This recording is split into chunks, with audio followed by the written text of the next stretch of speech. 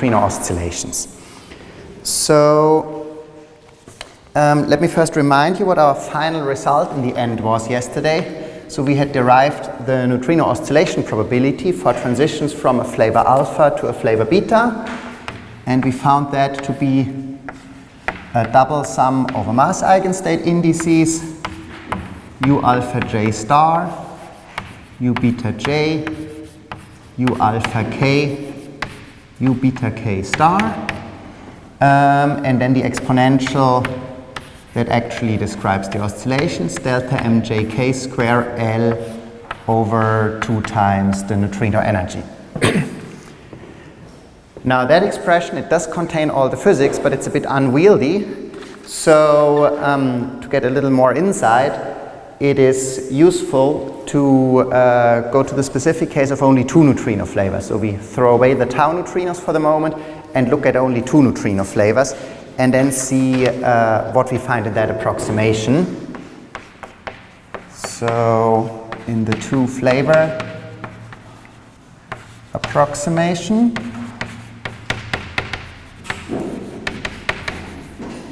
the advantage in that case is that then U, the mixing matrix, is a 2 by 2 matrix, and a 2 by 2 unitary matrix is parameterized by just one parameter, one mixing angle.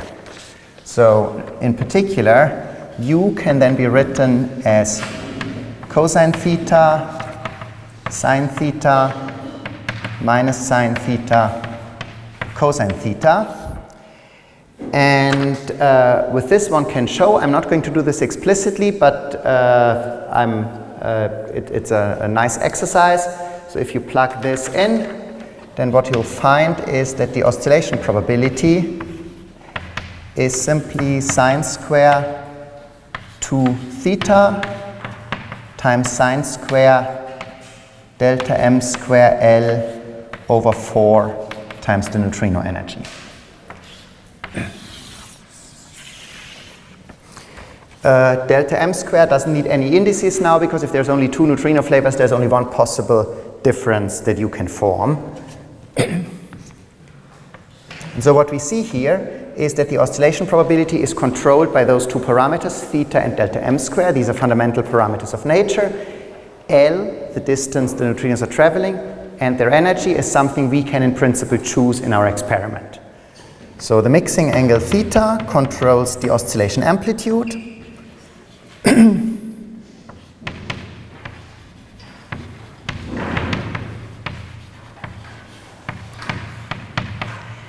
And the mass squared difference here, that controls the oscillation length.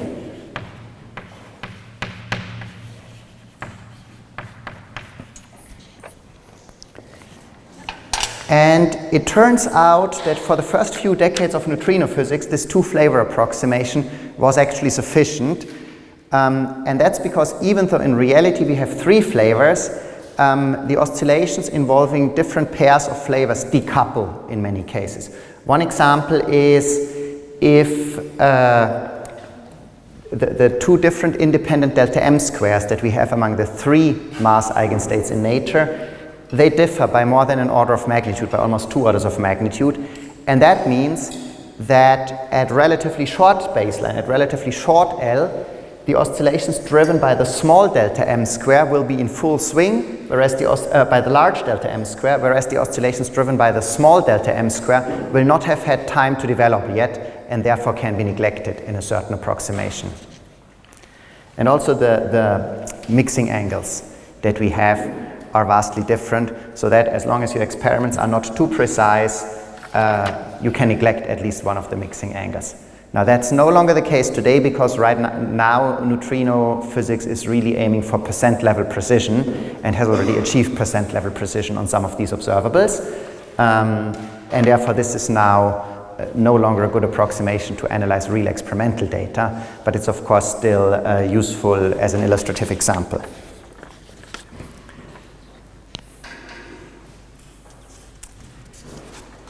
So speaking of that, let's talk about what new phenomena arise if we go from 2 flavors to 3 flavors. So that's 2.3, 3 flavor neutrino oscillations.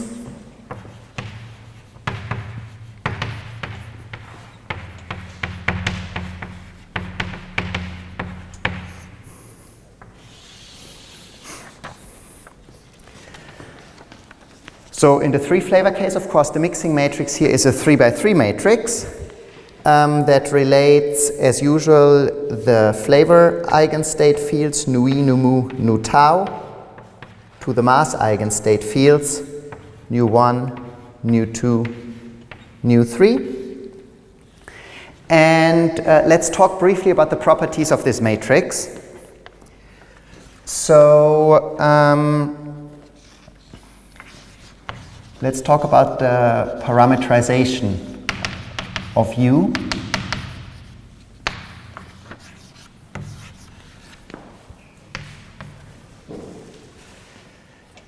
So in particular, let's count how many parameters we need to parameterize this matrix. So if we start with a general 3x3 complex matrix,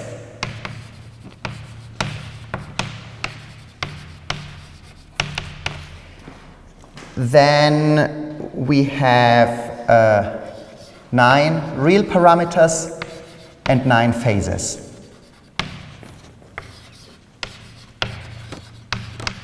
Right? There's 9 entries, each of them has a real part and an imaginary part, or a modulus and a phase. So 9 real parameters, 9 phases. But now we are dealing with a unitary matrix, and unitarity means, on the one hand, that each row and each column of the matrix has a norm of 1. So sum over j u alpha j modulus squared is equal to 1. So those are, because there's 3 different alphas that we can put in, these are 3 independent conditions. They are insensitive to the phases because there's only modulus u alpha j appearing in here. So these are 3 conditions on the real parameters, so it reduces the number of free parameters by 3. The second condition that unitarity imposes is that different columns of the matrix are orthogonal. So in other words, sum over j u alpha j star u beta j is equal to 0 for any alpha and beta that are not equal. This is now a condition that does not have absolute values, but the matrix elements themselves. So these equations are effectively 3 conditions on the real parameters and 3 conditions on the phases. The 3 comes about because there's 3 different combinations of alpha and beta that you can form, so e mu, e tau, and mu tau. And the 0 here on the right-hand side should be understood as 0 real part and 0 imaginary part. So there's 3 equations for the real parts, 3 equations for the imaginary parts, or equivalently 3 for the real parameters, 3 for the phases. So this removes a further 3 real parameters and 3 phases from the problem.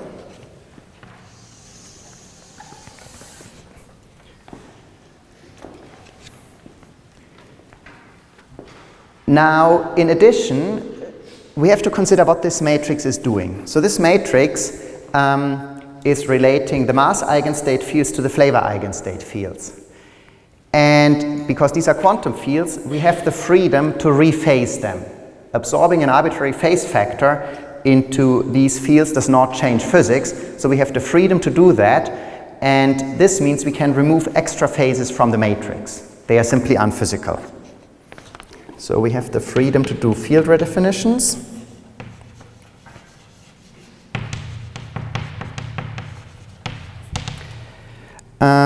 Namely, we can rephase nu j to something like e to the I phi j times nu j, and we can rephase nu alpha to something like e to the I phi alpha nu alpha for an appropriately chosen phi j and phi alpha.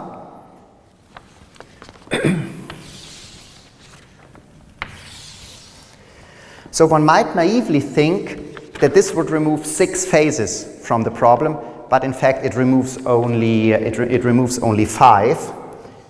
And the reason is that an overall rephasing, so if I absorb the same phase into all the nu 1, nu 2, nu 3 and all the nu e, nu mu, nu tau, that would not affect the parametrization of the matrix. That could be simply pulled out and would not affect the matrix. So let me write this down here. A common phase for all nu alpha and nu j doesn't alter u.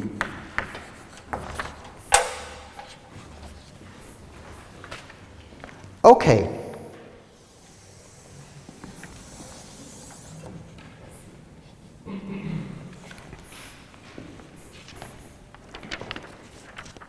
And I should say another important point, what I'm doing here, this is true for Dirac neutrinos. For Majorana neutrinos, I can only remove 3 phases. The reason is, remember for Dirac neutrinos, we used some, for Majorana neutrinos, we used some of this phase freedom to get rid of the minus sign in the mass term. So for Majorana neutrinos, I do not have the freedom to rephase the mass eigenstates, because that would make my masses complex. So I need that freedom already to make my mass eigenvalues real. So I can't use it again to absorb phases from the mixing matrix. So yeah, let me write this down explicitly. This is for Dirac neutrinos. For Majorana neutrinos, we cannot rephase nu j, as this would render the masses complex. Would render the mj complex. Right?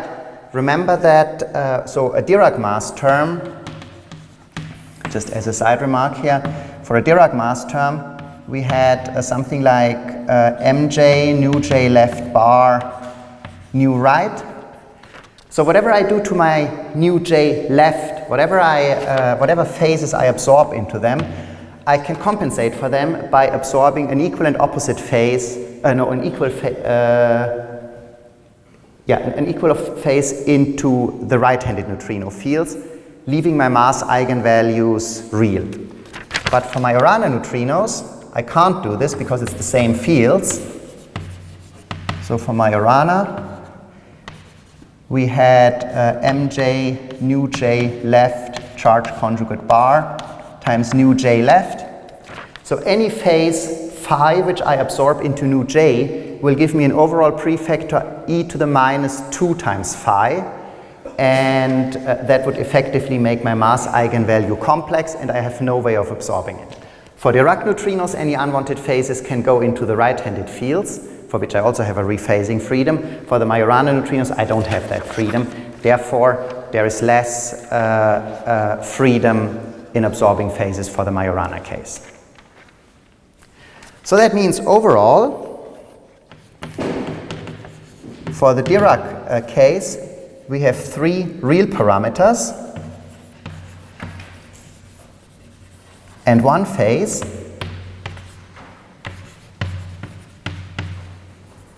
For the Majorana case, we have 3 real parameters and 3 phases. So 3 real parameters and 3 phases.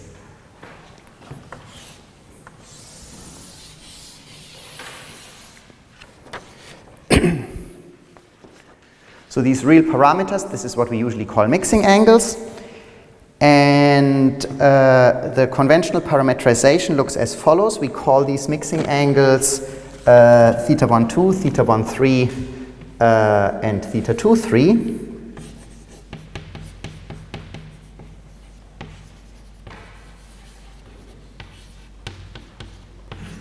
Theta 1, 2, theta 1, 3, theta 2, 3. And the 3 phases are called delta, and if there's Majorana phases, they are often called alpha and beta.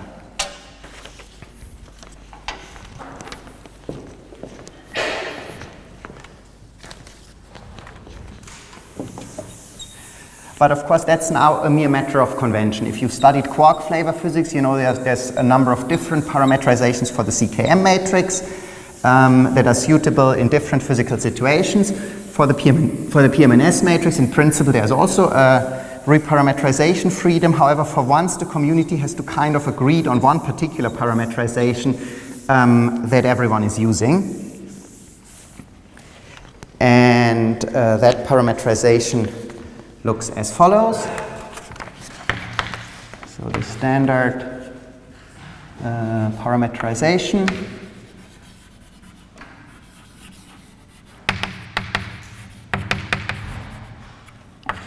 is that U is written as a product of three two-dimensional rotation matrices, one in the 2-3 sector, C23, S23 minus S23, C23, where of course as usual, so this means sine theta 23 and C23 means cosine theta 23, and similarly for the other mixing angles. Then there is a rotation in the 1-3 sector, and that rotation is the one that carries the complex phase. So C13, 0, S13 e to the minus I delta, minus S13 e to the plus I delta, C13. And finally the rotation in the 1-2 sector, C12, S12 minus S12, C12, 1. And then, if there are Majorana neutrinos, the two additional phases are typically multiplied to this matrix from the right as something like E1, e to the I alpha, e to the I beta.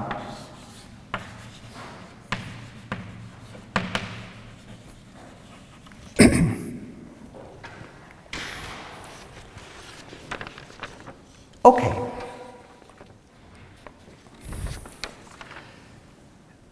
Now, these Majorana phases, they have the advantage that they don't matter in oscillation experiments at all. And that is, if you remember our general expression for the oscillation probability, it contained 4 insertions of PMNS matrix elements.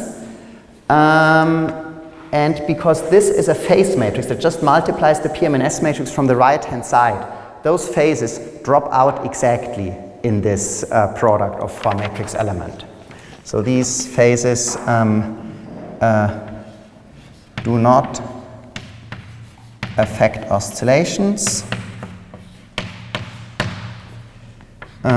because they drop out in this product U alpha j star, U beta j, U alpha k, U beta k star. Right? Each of these phases is associated with a particular mass eigenstate, and because there is an element U beta j and an element U alpha j star, one of them contains, for instance, an e to the I alpha, the other one contains an e to the minus I alpha, so these phases drop out exactly. So that means on the one hand we don't have to worry about them in oscillations, but on the other hand it also means that neutrino oscillations are completely insensitive to them. We can't measure them, and in particular neutrino oscillations have no way of distinguishing between Majorana neutrinos and Dirac neutrinos.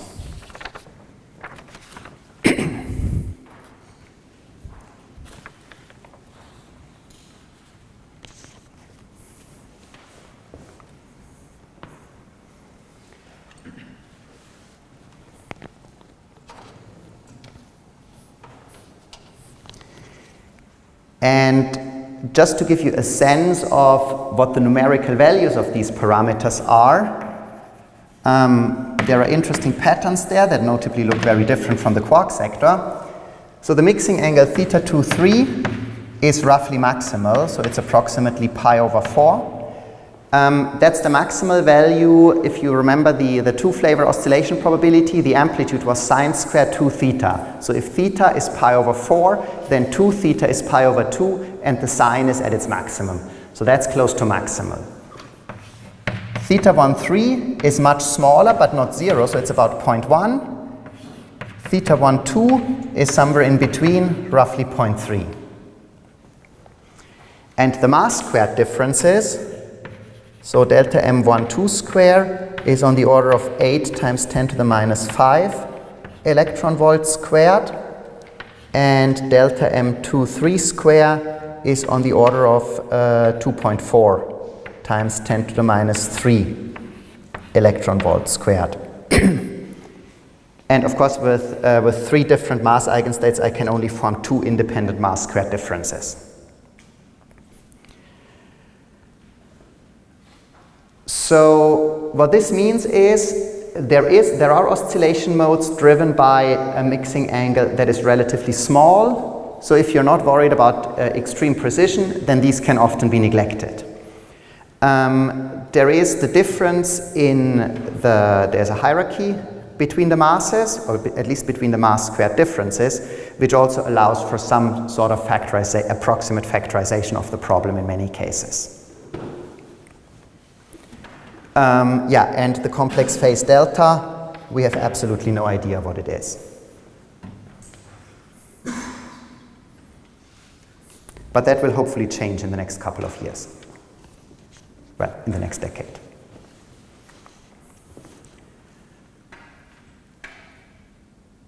Okay.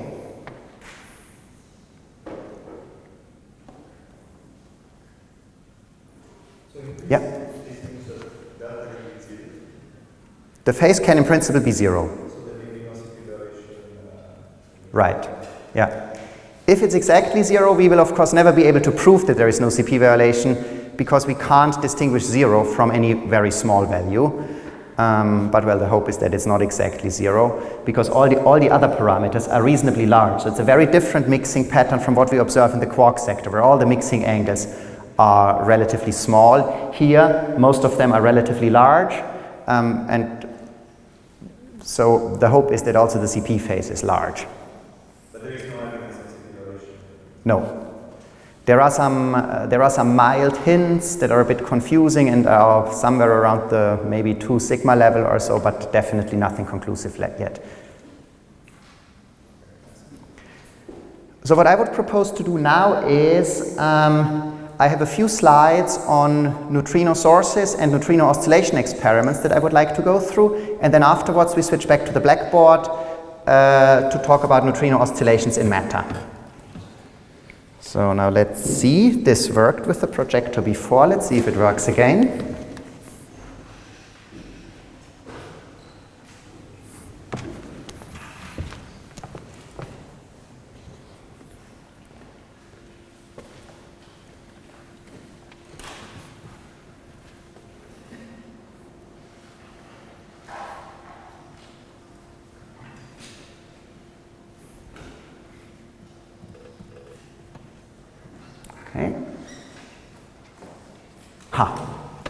Okay. So if we talk about neutrinos, one of the advantages is that neutrinos come from so many different places, and this here is a summary plot that lists, I would say, well, not exactly all neutrino sources, but at least the natural neutrino sources. So the most noticeable feature here is that it spans 25 orders of magnitude in energy, and it starts at the very low end with cosmological neutrinos. That's essentially the neutrino equivalent of the cosmic microwave background. So these are the relics from the early universe, from the thermal plasma. So neutrinos were in the very early universe in thermal contact with the rest of the standard model. A thermal population of them was produced, and that thermal population is still around today. They are very low energy today, so they are non-relativistic and essentially contribute a few percent to the dark matter density of the universe. Their abundance is gigantic, but because they are so low in energy, they are still extremely difficult to detect. Then at higher energies, we have solar neutrinos around the MeV scale, reactor neutrinos at roughly the same scale, supernova burst neutrinos. Those are great, but we get them only once or twice per century. And then at higher energies, atmospheric neutrinos and neutrinos from high energy astrophysical sources. So let me walk you through some of those sources. One of the most prominent neutrino sources that we have is the Sun. Every second, about 10 billion neutrinos pass through our thumbnails day and night. So the Sun really produces a gigantic flux of neutrinos. And the way it does this is, of course, through the radioactive processes happening in its core. That is a scheme that illustrates the various processes happening in the Sun. And you see that, well, the overall reaction is always the fusion of protons into helium. So you're essentially fusing 4 protons into a helium-4 atom in the end. And because that requires converting 2 protons into neutrons, there are weak interactions involved, and this is what gives you the neutrinos. But the exact nuclear reaction chains through which this happens are, of course, far more complicated. And there's a number of different pathways that can ultimately lead to these helium-4 nuclei. And along these different pathways, there's various processes that emit neutrinos. Those are the ones highlighted in blue here. So there is the PP neutrino flux, the 7 beryllium neutrino flux, the PEP neutrino flux, the HEP neutrino flux, the boron 8 neutrino flux, and so on. What's noticeable here is that some of these are continuous and some of them are discrete. For instance, if you look at the reaction at the very top, the one that fuses 2 protons into a tritium, that has a 3-body final state, which means that the available energy is distributed between the positron and the neutrino, and that means that the neutrino has a continuous spectrum. But there's other processes that have a 2-body final state. For instance, the 7 beryllium neutrinos, there is a lithium-7 nucleus in the final state, so that's heavy, that doesn't pick up much energy, so all the energy goes to the neutrino, so these neutrinos are essentially monochromatic. And that means that the neutrino energy spectrum from the Sun is fairly rich. This is a sketch of what it looks like. You see the typical energy scale here ranges from way below an MeV, basically all the way to 0, to slightly above 10 MeV. And you see that some of these fluxes are represented here as lines. Those are the ones with the 2-body final states, and others are represented by continuous spectra. So these are the 3-body final states. And if you look at the total number here, by far the largest flux is from the so-called PP neutrinos. They are at relatively low energy, but their flux is really gigantic at 10 to the 11 per square centimeter per second. Or per square centimeter per second per MeV in this case. Now another neutrino source that was particularly important in the early days of neutrino oscillation physics, but is still very important today, is atmospheric neutrinos, which are produced when high energy cosmic rays hit the Earth's atmosphere. So you imagine a high energy proton coming in from the cosmos, hitting a nucleus in the Earth's atmosphere, and of course completely shattering the nucleons in that nucleus. And all the hadronic debris that's coming out of this reaction consists mostly of pions, and pions decay to muons plus neutrinos, and that's what produces your neutrinos. The muons then decay further on to electrons plus again neutrinos. So those are the main components then to the atmospheric neutrino flux. And because a typical pion decay gives you 1 muon neutrino, and then the subsequent muon decay gives you another muon neutrino and an electron neutrino, the flavor composition of the atmospheric neutrino flux is roughly 1 to 2 to 0 before oscillations. And if you look at the spectrum, that's typically plotted on a log scale because it essentially follows the cosmic ray spectrum. The cosmic ray spectrum is a power law, and so the atmospheric neutrino spectrum also follows some sort of power law.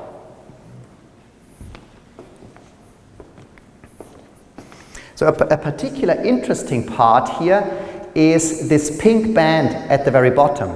So that's what's called prompt atmospheric neutrinos, and those are the ones that are coming from the decay of heavy flavors. So in these high energy collisions, you can sometimes produce charm or bottom mesons, and those decay quasi-instantaneously. They have no time to propagate anywhere before decaying.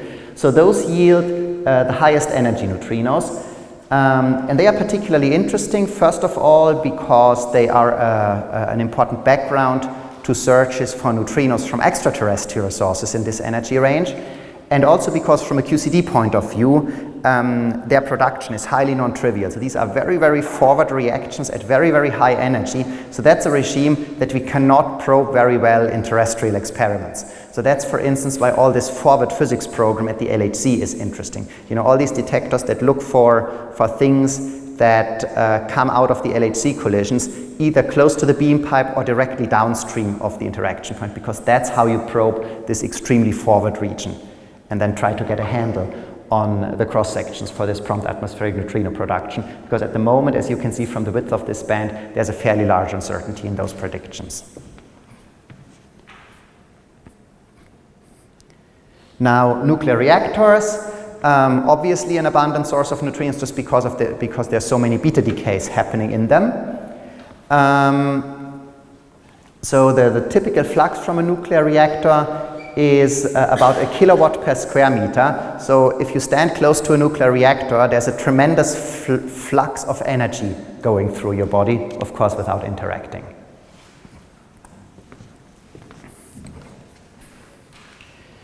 Now, accelerator neutrinos, these are nowadays the workhorses of precision neutrino physics. The idea is basically you recreate the processes in the upper atmosphere, but in an accelerator. So the protons here are not coming from the cosmos, but from a particle accelerator. You dump them onto a target, where a target is basically some rod of heavy material, in which the protons interact, producing a lot of pions. Then there is typically a magnetic focusing system, which focuses the pions in a more or less forward direction so that you get a nice beam. And then you give them some time, some distance where they can decay, and that's what produces your neutrinos. And then, well, there's all kinds of beam monitors typically there. So this is what such a horn looks like. So that's basically what a neutrino sees in the NUMI beam at Fermilab. What you see there is this copper structure in the center. That's the actual horn. And everything you see around it is cooling, because there's a lot of energy in these. So the target receives, in the NUMI beam, receives about 1 megawatt of power, and all of that needs to be cooled away somehow. And then the horns, because of the large magnetic fields, they are also under enormous stress. So they also need to be cooled very efficiently. And yeah, one needs to make sure that this works very well, because these are because of all the hadronic interactions happening in these targets. These are really highly radioactive. So once you've installed them, it's very difficult to replace anything or to do any repairs, because it's so highly radioactive. Okay, and yeah, so the typical neutrino energy you get from accelerators is somewhere in the GeV range. It's difficult to go significantly above a GeV, because if you increase the primary proton energy, what mostly happens is you produce more pions, not higher energy pions, but mostly more pions. So it's easier, in a sense, to increase the luminosity than to increase the energy. But that means if your energy is more or less fixed, what you basically can do is you choose the distance to your detector appropriately so that you're still on the oscillation maximum. Okay, now neutrino detector technologies, I want to be relatively brief on this. For lower energy neutrinos, liquid scintillators are often the method of choice. And that's because in liquid scintillator you have this detection reaction. NUI bar plus a proton goes to a neutron plus a positron. In a liquid scintillator, that's typically an organic compound, so it contains lots of hydrogen atoms. So you have lots of free protons there as a target material. And the cross-section for this process is just relatively large for neutrino standards. So you get high detection rates, and it's also good for background suppression because there is a neutron and a positron, and you can see both. So by looking for a coincident signal between a positron and a neutron, you can get a relatively clean sample of events. Still, of course, you need to guard against all kinds of backgrounds that mimic processes in the relevant energy range of few MeV, right? This is exactly where all kinds of nuclear decays are happening. So the design of these detectors typically requires a quite substantial effort towards radio purity.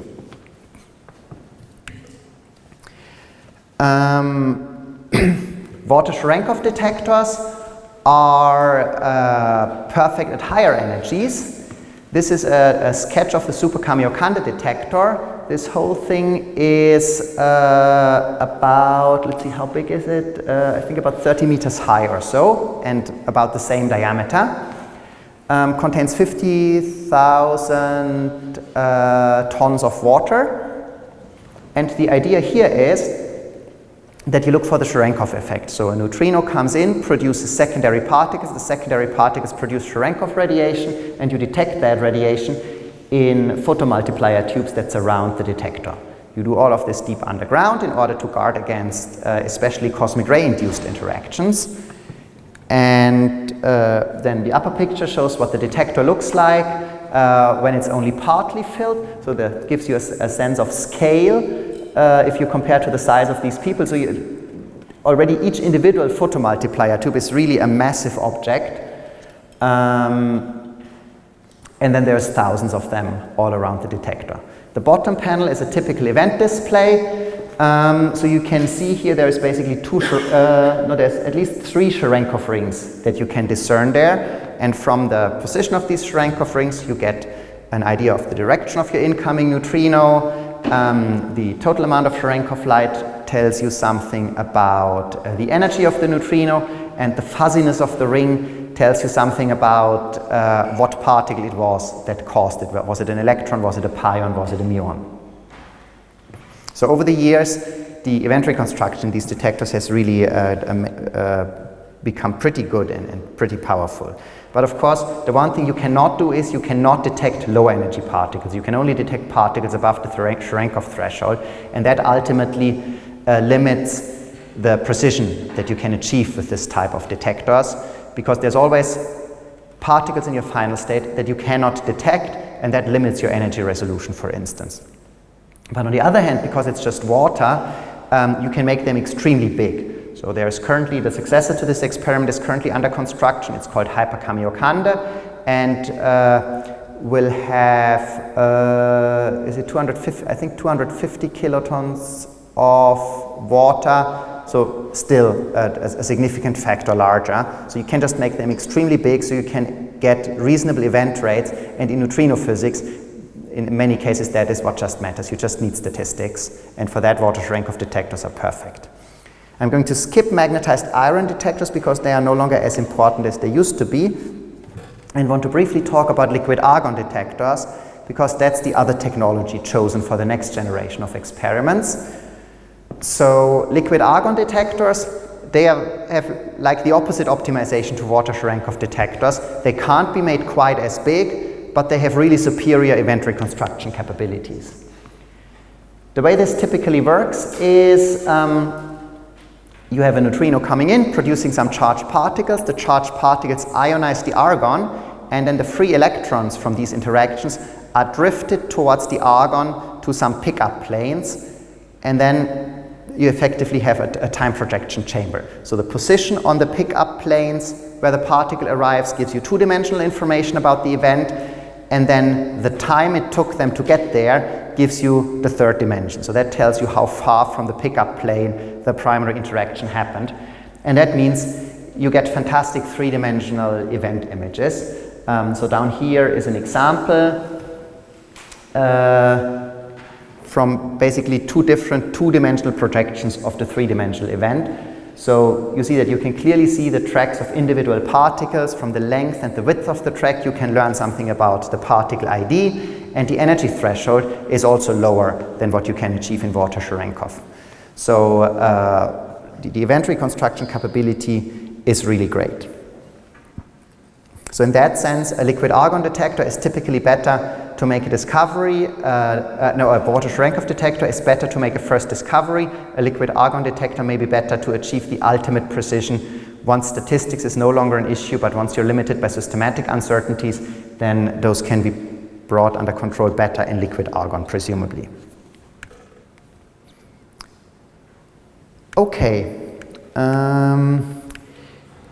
These are just two pictures that give you an idea of what three flavor oscillation probabilities look like. The energy here is around a GeV, and the distance is, so the top panel, 800 kilometers, that's a typical long baseline experiment based at an accelerator. The bottom panel, 10,000 kilometers, that's atmospheric neutrinos that have crossed almost all of the Earth. So what you see in the bottom panel is you can clearly distinguish the superposition of two different oscillation modes. There are the large wiggles, which are driven by the large oscillations with the long wavelength. These are driven by the smaller of the two mass squared differences, and the amplitude is essentially given by the θ12 mixing angle. And superimposed on those are smaller, faster oscillations driven by θ13 and delta M31 square. And then if you're at a relatively short baseline of only 800 kilometers, you see mostly the small wiggles because the long ones did not have time to develop yet. Okay, and this funny feature that you see over here in the red curve, that's the so-called Mikheyev-Smirnov-Wolfenstein resonance. That has to do with the interaction of neutrinos with matter. That's what we are going to do in a few moments on the blackboard. Here is the same again, but now not for the mu neutrino to electron neutrino channel, but for the mu neutrino to tau neutrino channel. So here in this channel you see that the oscillations are nearly maximal. It swings all the way from 0 to 1, and that's driven by this nearly maximal mixing angle θ23 here. But once again you see two different modes, the short wavelength one and the long wavelength one, due to the two different delta m squares that we have in nature.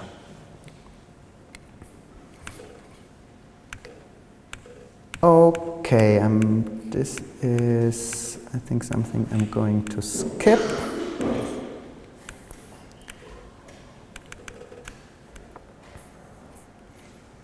Okay, here's just again a sketch of a neutrino oscillation experiment. You have here on the left-hand side, you have your neutrino source. Then typically behind the neutrino source you have what's called a near detector. That's a detector that measures the unoscillated neutrino flux for control of systematic uncertainties. Then your neutrinos travel for a certain distance and you detect them in what's called the far detector, the purpose of which is to measure the oscillated flux.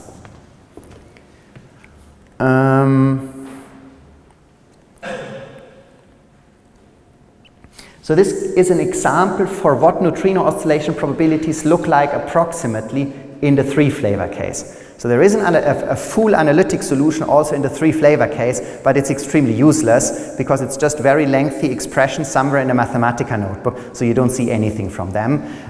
So that's the point where really solving it analytically is just an exercise to show off, but of no really practical value. What's much more useful is, if you want to do it analytic, if you want to get an analytic handle on it, is do appropriate expansions, isolating the dominant effects, because from those you can learn something. And if you look at this, so the term in the first row has almost the structure of a two-flavor vacuum oscillation probability, except that the amplitude here is determined not by one but by two of the mixing angles. But the second one is nearly maximal, so that's just a factor of 1/2.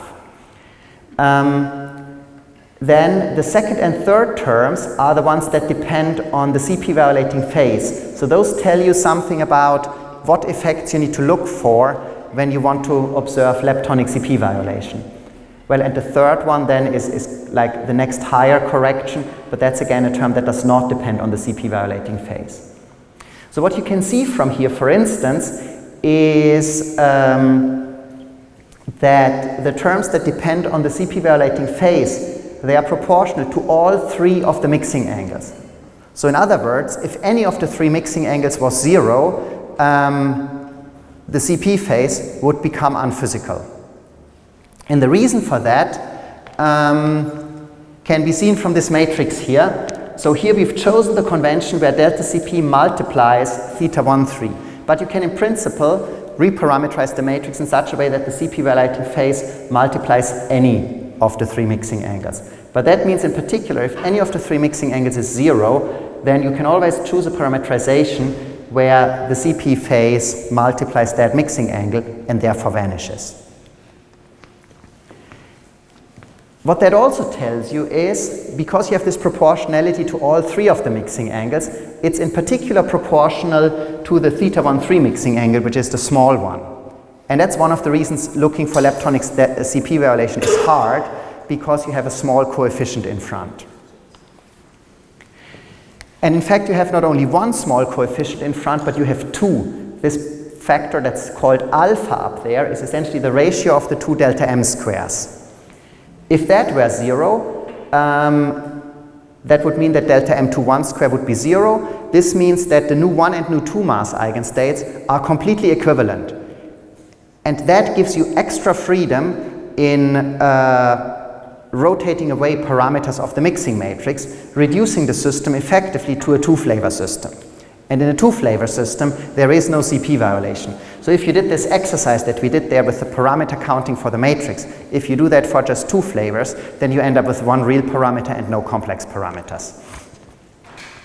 So if your parameters were such that your three-flavor system effectively reduces to a two-flavor system, no CP violation. And that's exactly reflected in these equations here. The oscillatory terms here that contain this 1 plus A times delta, those look a little more complicated than the ones we have derived here, and that's because they include matter effects, but we're going to talk about those in a moment.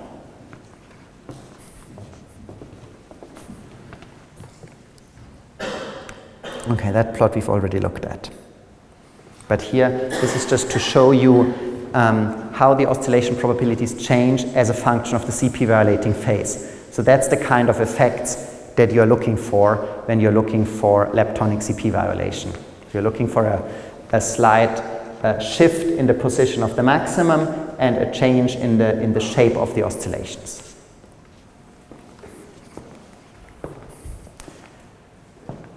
Okay. Any questions on this? So I think I may have misunderstood what you were saying, but when we did this parameterization, we argued that the CP violating phase is in some sense irrelevant to oscillation, like we don't pick it up. The Majorana phases are irrelevant. Oh, so the Yeah. Majorana phase is irrelevant, but Yeah. delta shows up. Delta shows up. So for, here we are. So for the Majorana phases, those are the ones, so each of those is associated with one and only one mass eigenstate. So because here we have always a matrix element with the index J star and another matrix element with the index J but without the star, those two have equivalent opposite phases, equivalent opposite Majorana phases. Therefore the Majorana phases cancel. The Dirac phase appears in a more complicated position, so that cannot cancel here. So that's the one that is physical also in oscillation experiments. To see the Majorana phases, so they appear, for instance, in the rate for neutrinoless double beta decay. And I think that's the only really practically measurable place where they appear.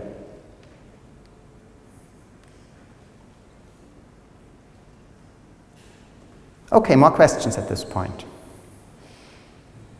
Yeah? I was wondering what is the difference between cosmological and cosmogenic? So cosmological means the ones from the very early universe. Cosmogenic means the ones produced in the cosmos at later times. So in this very first diagram, what was called cosmogenic neutrinos here, I believe these are neutrinos that are produced when when the highest energy cosmic rays interact with the CMB photons producing pions. And then those pions decay and produce neutrinos. The cosmological neutrinos, these are really the ones that come from the very early universe, from the hot, in this very first diagram, what was called cosmogenic neutrinos here. I believe these are neutrinos that are produced when when the highest energy cosmic rays interact with the CMB photons producing pions. And then those pions decay and produce neutrinos. The cosmological neutrinos, these are really the ones that come from the very early universe, from the hot primordial soup that contained all kinematically accessible particle species in thermal equilibrium, and then as the universe cooled down to temperatures below roughly an MeV, the neutrinos decoupled from the rest of the plasma, which means there were no more interactions, and the neutrinos that were around at this time are still around today. Yeah. Yeah. How would delta be measured? So basically the idea is by measuring this plot effectively. So what I've shown here is the energy range I'm showing here is the energy range you have typically in a neutrino oscillation experiment. So let's see, Dune covers perhaps from here to somewhere over there effectively. Hyperkamiokande has a narrower energy range somewhere, well, Hyperkamiokande is at a different baseline, but Hyperkamiokande has basically a beam centered around the first oscillation maximum here. Dune has a wider band beam that covers also the second oscillation maximum. So the idea is you measure this precisely and you compare two predictions. And the problems you have with that is, first of all, because the differences here are relatively small, you need to have very good control of systematic uncertainties.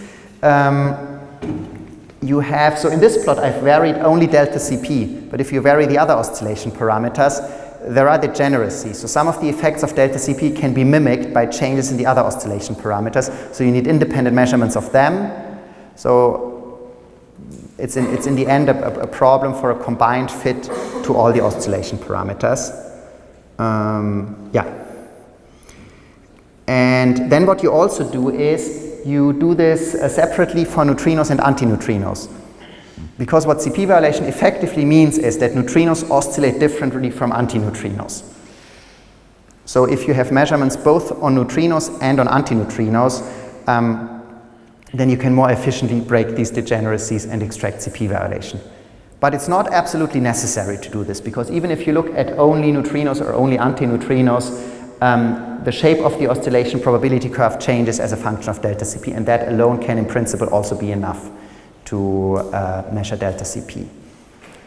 And that's good because doing measurements with antineutrinos is more difficult, because the antineutrino cross-sections are about a factor of 3 smaller than the neutrino cross-sections. That has to do with the different Parton distribution functions that neutrinos versus antineutrinos are sensitive to, essentially. I think someone in the front had a question. I was just wondering, for the case of no CP violation, the conditions you spoke about, are they equivalent to a vanishing Yarlskog invariant? Yes. So the Yarlskog invariant is essentially a combination of the CP violating phase and the 3 mixing angles. And So do you also have, if you have degeneracy in any of the neutrino masses, would you also have vanishing CP violation? you would have vanishing CP violation, but not a vanishing Yarlskog invariant. So the Yarlskog invariant is only a property of the mixing matrix. So the Yarlskog invariant does not know anything about the delta M squares. So you could have a non-zero Yarlskog invariant, but still no CP violation? Yes, you can. But the thing is that, so the Yarlskog invariant depends on these 3 mixing angles. And if 2 of the masses are identical, for instance, then one of the mixing angles becomes unphysical. Yeah. 18.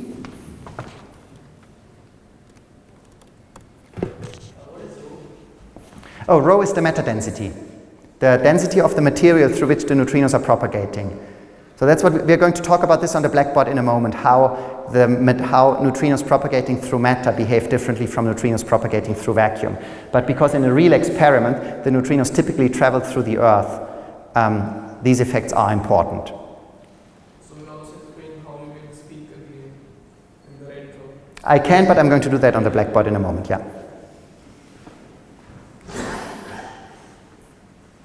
And by the way, the fact that neutrinos are propagating through matter is an extra complication to the measurement of CP violation, because the matter is intrinsically CP asymmetric, because the Earth consists of particles, not of antiparticles. So there is this kind of induced CP violation from the background matter that needs to be disentangled from the real physical fundamental CP violation in the mixing matrix. Okay, then let's move back to the blackboard.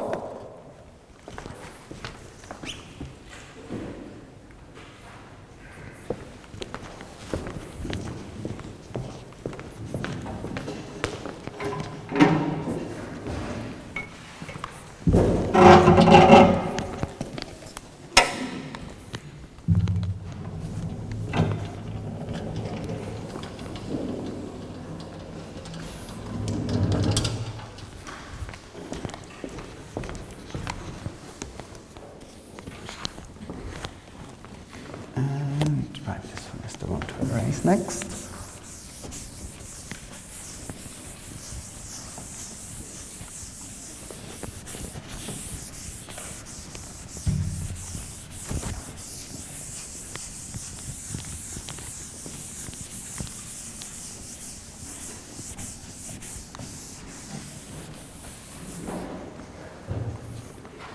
So let's talk about neutrino oscillations in matter.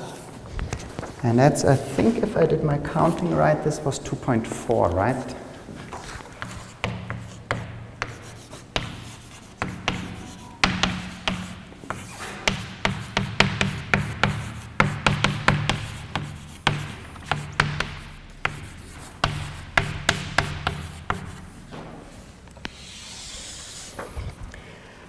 Okay. So, when neutrinos propagate through matter, they can of course interact with that matter. Now, naively one might think that that is a totally negligible effect because we know that neutrinos have very small interaction cross sections. However, there is one process that is important, and that process is called coherent forward scattering. So, coherent forward scattering. So what coherent forward scattering means is that two particles interact, so they exchange, say, a Z boson or another exchange particle, but their quantum state does not change. So they do not exchange any momentum or energy, but still they exchange an off-shell gauge boson, for instance. So in the case of neutrinos, this means, for instance, so imagine I have here some background matter. So these are supposed to be the atoms in the Earth.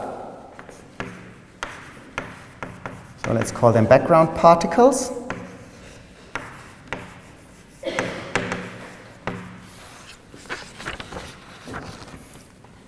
And I have here my neutrino coming in. And the neutrino can randomly exchange, say, a Z boson with one of those particles, but without changing its quantum state. So the neutrino momentum here and the neutrino momentum here are exactly the same. And because the neutrino momentum does not change, I have no way whatsoever in telling which of the background particles the neutrino has exchanged a Z boson with, or if it has at all, or if it has maybe exchanged a Z boson with more than one of them. And because I have in principle no way of telling, well, all the different possibilities can interfere. So that means, in addition to this process, I have also the process where, say, the neutrino interchanges a Z boson with the third background particle. Or I have the process where it exchanges a Z boson with the fourth background particle. Or I have the process where it exchanges two Z bosons with two different background particles, and so on. So all of these possibilities have the same initial and final states, so their amplitudes need to be summed. And that means that the probability for this process is enhanced by the density of background particles squared, whereas for normal neutrino interactions, well, the probability scales just with the density of background particles. And this extra factor of the number of background particles, this is what makes this process phenomenologically relevant. So,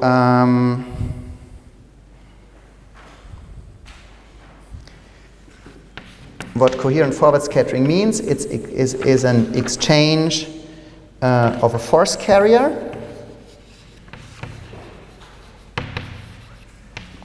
but without momentum transfer.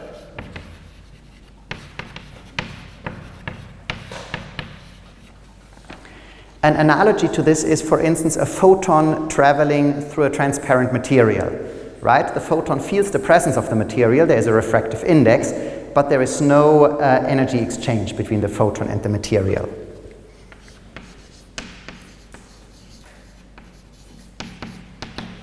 So analogy, photon traveling through a transparent material.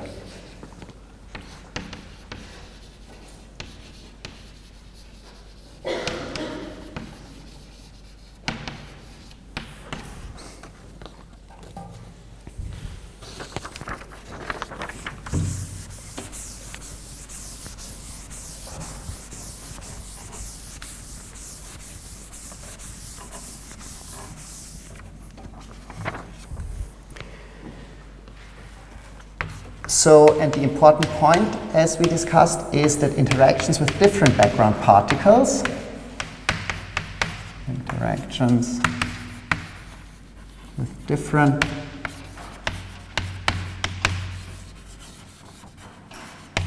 background particles interfere. And they do so coherently.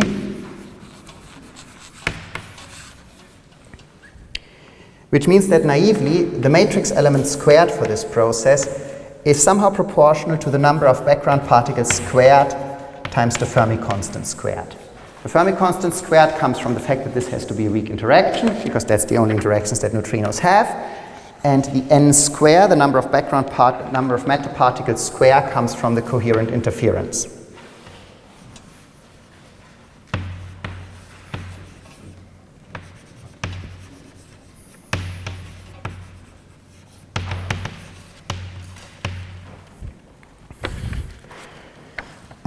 And for incoherent scattering, this would only be n, not n squared.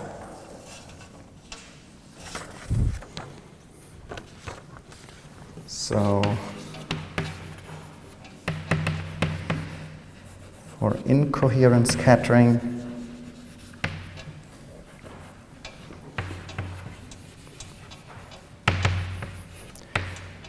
we would only have a squared matrix element that is somehow proportional to n times gf square.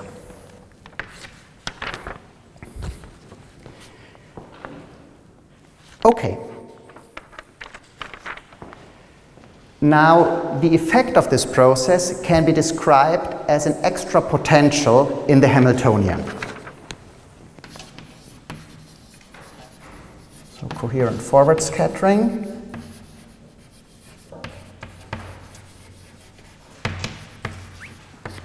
creates a potential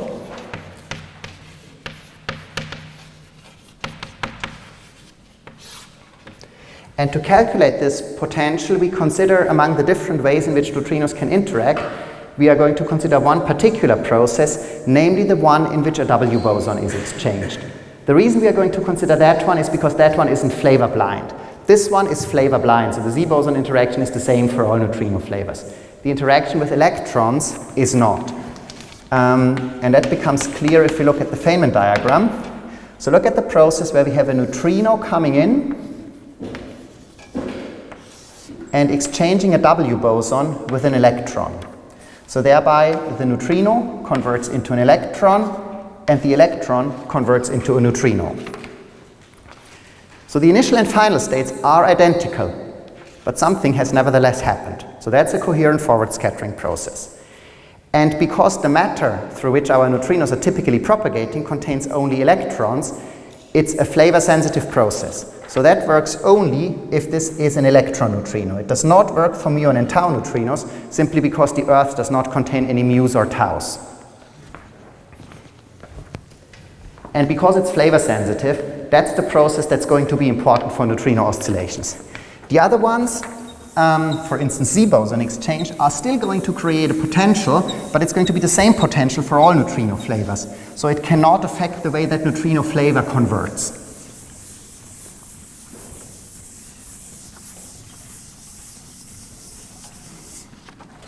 The upper fermion line, so E bar, gamma mu 1 minus gamma 5 mu E. And there's the leptonic current from the bottom line, nu E bar, gamma mu 1 minus gamma 5 E. So that's the interaction that is relevant for this diagram. And the first thing we're going to do here is we're going to apply a Fields transformation to turn this into a purely charged lepton current and a purely neutrino current.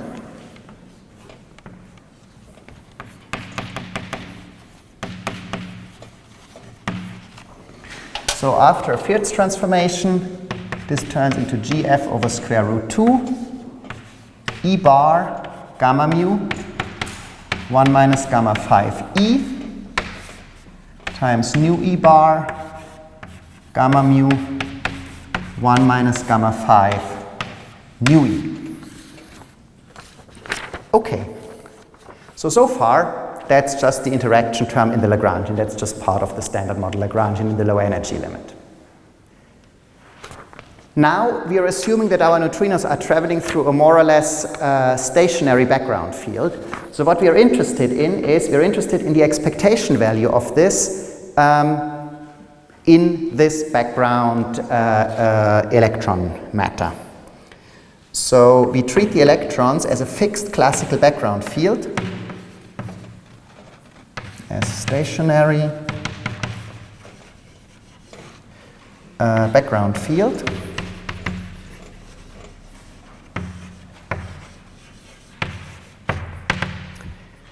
So we are interested in the expectation value of H effective over the electron degrees of freedom. So that means what we are essentially trying to do is we have some background state of our electrons and we are sandwiching our H effective between this state. Okay, now let me see how much time I have left. Okay, perfect. Now to evaluate this, what we are going to do is we are going to describe this background state as, well, some sort of quantum state with some momentum distribution. So we assume that these background electrons have some momentum distribution.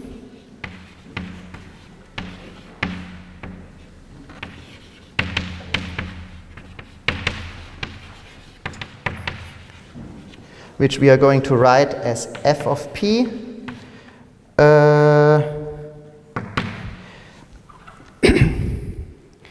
and this f of p has to be normalized, and we are going to normalize it in such a way that integral d3p over 2 ep f of p is equal to ne, the number density of electrons.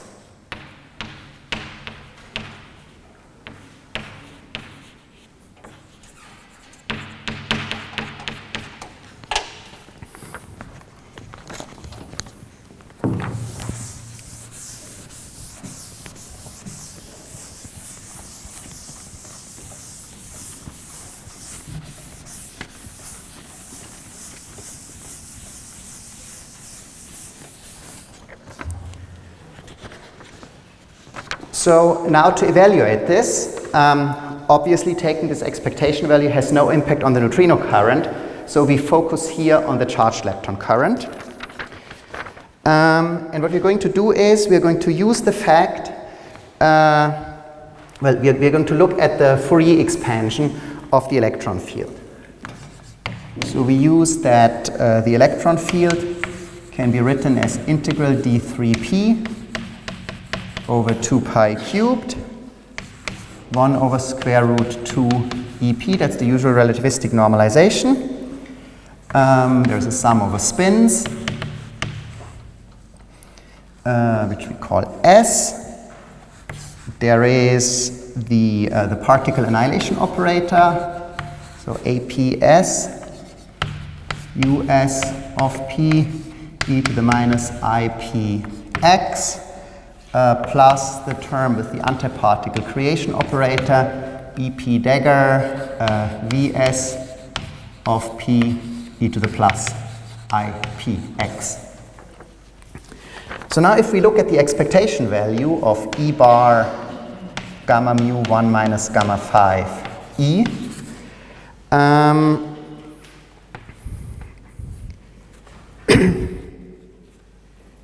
We are going to get something like sum over spins, an integral d3p here from the momentum distribution. So integral d3p over 2 pi. Wait, how did I normalize it? Is that the sensible normalization? Yeah, okay, over 2 EP f of p. So that's the integral over my background electrons. And then an electron state with a definite momentum and spin, and the current sandwiched in between, gamma mu 1 minus gamma 5 E times E minus PS. So that's just plugging in this momentum distribution of electrons. So nothing particularly spectacular has happened yet, except that I think I've forgotten a prefactor here, so there has to be a factor of 1/2 for the spin average. The idea being that the background matter is unpolarized, so the Earth, the electrons in the Earth are obviously unpolarized. Yeah? In the normalization, do the dimensions match? Because in the left-hand side you have mg squared, and the right side so left backwards. You mean this one? Well, that depends on the units I choose for my f of p. So the idea here would be that f of p would need to have the would need to have dimension 1.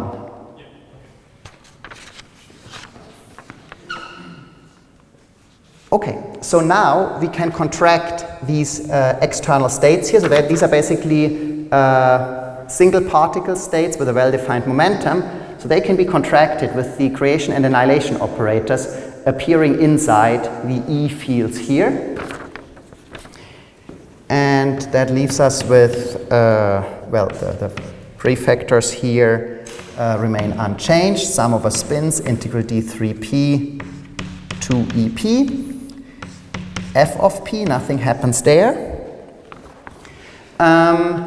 And the contraction of the final state electron here with this operator projects out a U bar spinor. So I get a U bar S of P, gamma mu 1 minus gamma 5. And here the contraction of the incoming electron with the electron field projects out a US spinor, US of P. Now we are going to use standard Dirac algebra.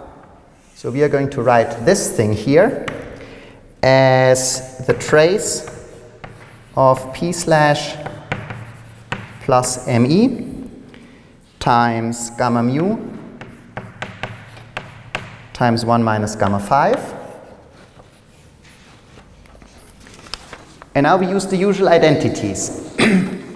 So the term, any terms involving a gamma 5 drop out because the trace over no gamma matrix or a single gamma matrix or two gamma matrices and a gamma 5 drop out.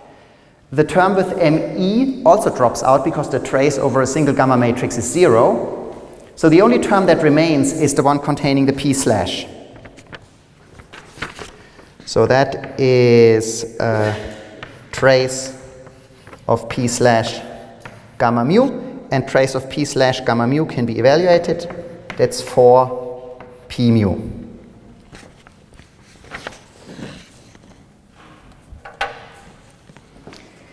And because the electrons are at rest, the spatial components of this P mu are 0. So I'm going to get the contribution only from mu equals 0.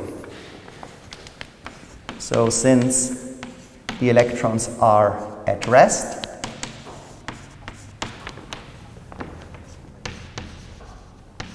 I receive a contribution only from the mu equals 0 part. And in that case, well, this is just 4 times the electron energy. The factor of 4 cancels against those two factors of 2. The factor of energy cancels against this factor of energy. So all I'm left with is the integral over d3p f of p, and that's given by the normalization of f of p that I've chosen. And now I see what you mean by the dimensions, yes. Now I see what you mean by the dimensional inconsistency. So I think I should simply normalize this as d3p f of p is equal to 0. So let's just drop those factors of, no wait, yes, let's just drop those factors. And then it also makes dimensionally more sense, right? Sorry about that. Okay. So that means that my expectation value E bar gamma mu 1 minus gamma 5 E is equal to NE for mu equals 0 and 0 otherwise.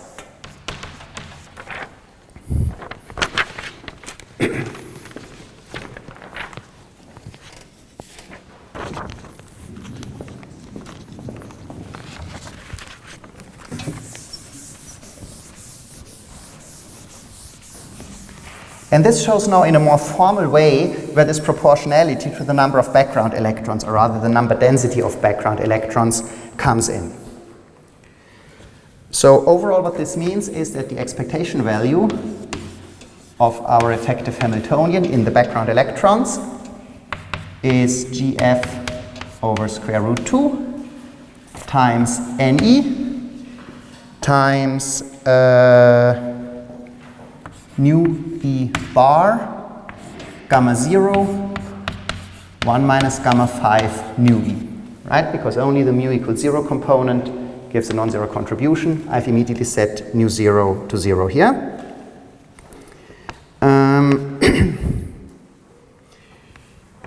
And because my neutrinos are left-handed anyway, the left-handed projection operator here can be dropped. Now this is not exactly the left-handed projection operator. There should be a factor of 2 here. So I'm including that factor of 2 by dividing by it here and projecting by it over there. So that gives me a square root 2 GF NE times nu E left bar gamma 0 nu E left.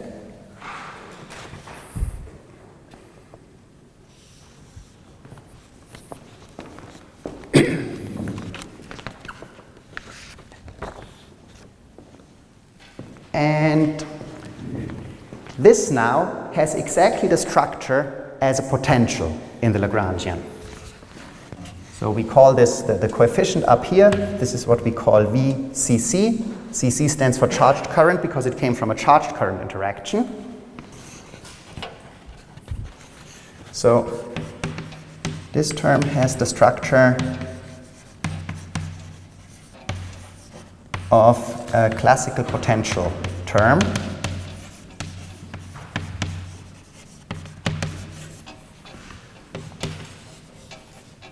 In the Lagrangian or in the Hamiltonian.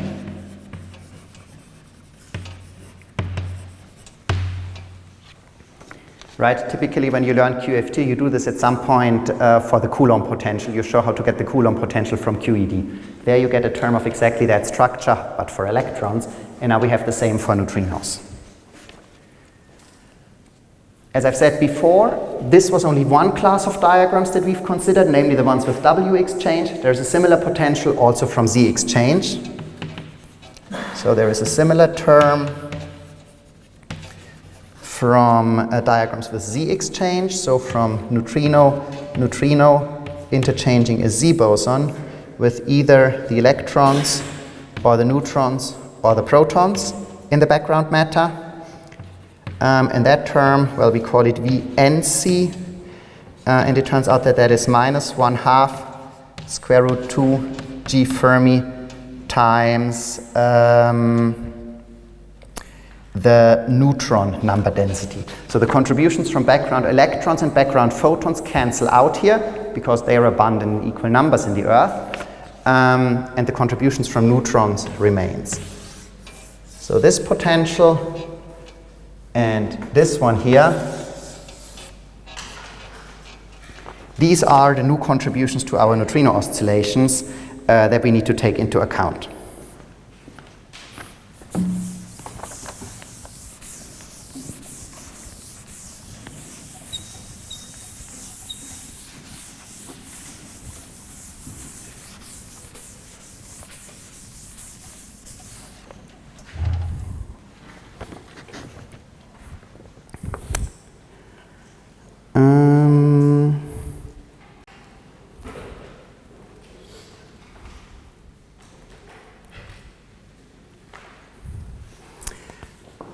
Okay. Now, how does this potential affect neutrino oscillations? Well, in a sense, it means that the Hamiltonian now no longer contains only the neutrino kinetic energy, but also has a potential energy term. So what that means for the oscillation phase,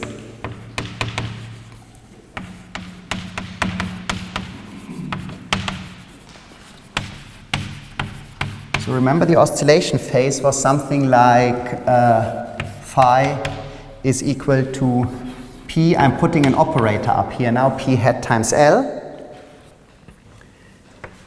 So previously, the momentum would have been simply the square root of the energy square minus the mass squared, and the energy square would have been the Hamiltonian square. But now, the Hamiltonian contains a potential energy contribution and a kinetic energy contribution. And what enters the relativistic dispersion relation is only the kinetic energy. So we now need to write this as h minus v squared minus m squared. Well, let's also turn this into an operator, because then we can treat it as a 3×3 matrix. All right, so that means my oscillation phase is now going to change. And I can approximate this because both v and m are small. I can write this as h minus m square over 2 times h minus v hat plus higher order corrections.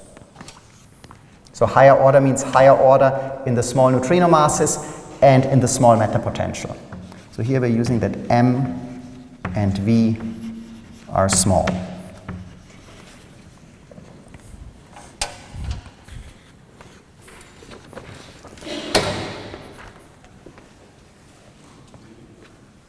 So previously, without the matter potential, our Hamiltonian was just this. So this term here, that's the same for all neutrino flavors, or all neutrino mass eigenstates. This was the one that was different for different neutrino mass eigenstates. And well, we were working, we had transformed to the mass basis for describing the propagation of neutrinos, so this was diagonal. Now there is this extra term v. So in order to recompute the neutrino oscillation probabilities, taking this potential into account, we need to rediagonalize this Hamiltonian. So we now need to rediagonalize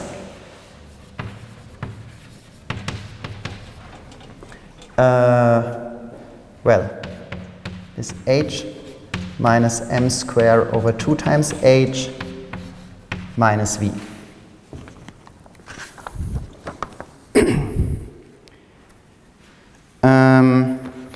And if we write this in matrix form, this is the, well, some sort of average neutrino energy average between the 3 mass eigenstates times the unit matrix times the term describing the masses here. So that is minus the mixing matrix time, or let's say minus 1 over 2e. Let's pull this out. M1 square, M2 square, M3 square times U dagger minus the potential term. And that potential term, there is here VCC plus VNC, VNC VNC, right? The neutral current potential affects all three neutrino flavors in the same way. The charged current potential affects only electroneutrinos. Because we want to diagonalize this matrix, we can drop any term that is proportional to the unit matrix. So this is equivalent to diagonalizing just the matrix U times 1/2e times U times 0, delta M21 square, delta M31 square times U dagger minus VCC 0, 0.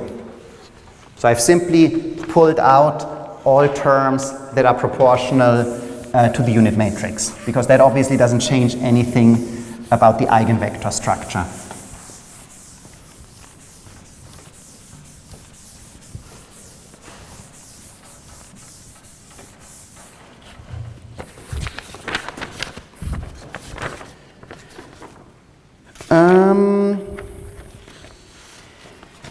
And from this point on, so actually carrying out the diagonalization, this is one of the exercises, not in the full 3-flavor case, but in the 2-flavor case. So the exercise is carry out this diagonalization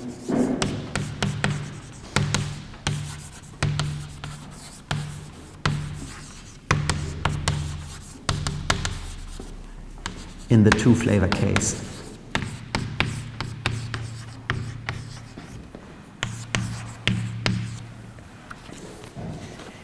And what you'll find from that, and we're going to talk about the phenomenological consequences tomorrow, what you're going to find when you do this exercise is you're going to find an expression so the effective eigenvalues. You can write this as an effective value for the delta M squares and an effective mixing angle that is different from the vacuum mixing angle.